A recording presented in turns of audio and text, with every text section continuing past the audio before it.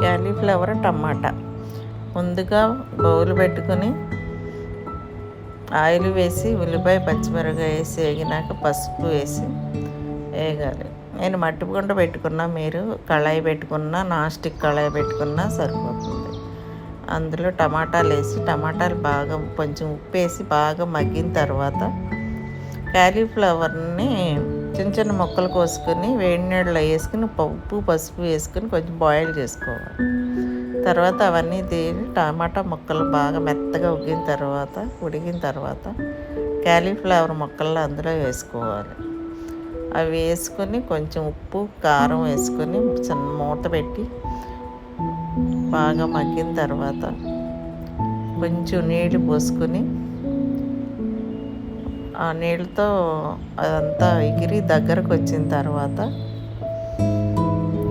కొంచెం